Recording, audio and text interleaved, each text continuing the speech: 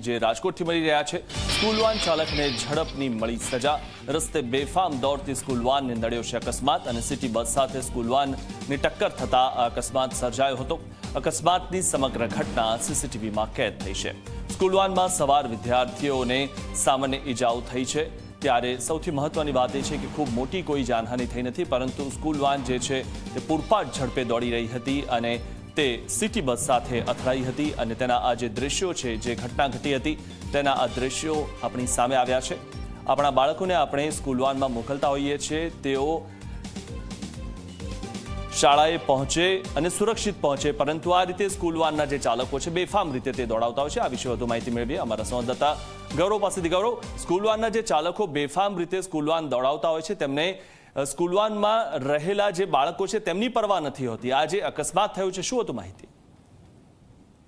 ચોક્કસ જ મિથુન, જે ઘટના સામે આવી છે તે રાજકોટના મોટી ચોકની ઘટના છે અને સવારે સિટી બસ જ્યારે પસાર થઈ રહી હતી એ દરમિયાન સ્કૂલ વાનનો ચાલક છે તે પૂરપાટ ઝડપે સ્કૂલ વાન કાઢવાનો પ્રયાસ છે તે કર્યો હતો અને તેને કારણે અકસ્માત છે તે સર્જાયો હતો। સ્કૂલ વાનમાં 12 જેટલા કોટક સ્કૂલના વિદ્યાર્થીઓ હતા, તેમાંથી એક વિદ્યાર્થી છે તેને સામાન્ય એવી ઈજા છે તે પહોંચી હતી ને જે વિદ્યાર્થી છે તેને પ્રાથમિક સારવાર આપીને સ્કૂલે પરત છે તે જવા રવાના કરી દેવામાં આવ્યો હતો, પરંતુ સીસીટીવી ફૂટેજ જે સામે આવ્યા છે તે જોઈને સ્પષ્ટ રીતે થાય કે સ્કૂલ વાનના જે ચાલકો છે તે બેફામ રીતે સ્કૂલ વાન છે તે ચલાવતા હોય છે અને તેની જે ઝડપ છે પૂરપાટ ઝડપે ચલાવતા હોય છે અને તેને કારણે જે અકસ્માત છે તે સર્જાયો છે। જી, આભાર ગૌરવ માહિતી આપવા બદલ।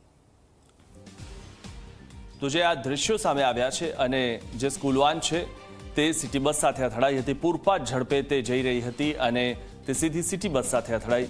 તેમાં રહેલા જે બાળકો છે તેમને સામાન્ય ઈજાઓ થઈ છે, પરંતુ જે રીતે આ સ્કૂલ વાન ચાલકો બેફામ રીતે વાન હંકારતા હોય છે અને સૌથી મહત્વની વાત એ છે કે તેમાં રહેલા જે નાના ભૂલકાઓ હોય છે તેમની પણ આ સ્કૂલ વાનના ચાલકોને ચિંતા હોતી નથી અને સૌથી મહત્વની વાત એ પણ છે કે તેમાં ઠૂસીને બાળકોને ભરવામાં આવતા હોય છે। જે આરટીઓના નિયમ પ્રમાણે બાળકોને તેમાં બેસાડવામાં નથી આવતા, પરંતુ તેનાથી વધારે પ્રમાણમાં બાળકોને બેસાડવામાં આવે છે।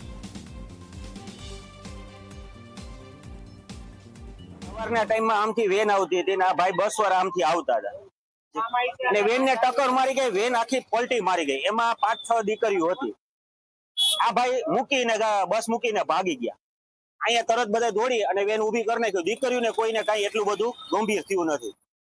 આ ભાઈને પછી લઈ આવવાનો વ્યક્તિ હું। આ ભાઈ એમ કહે છે કે 20ની સ્પીડમાં તમે બંધ ગાડી એમને રાખી દો અને 20ની સ્પીડમાં ભટકાડી દેખાડો, આવું થતું હોય તો મને એકવાર કાર્યવાહી બે પાસે કાયદેસરની થવી જોઈએ।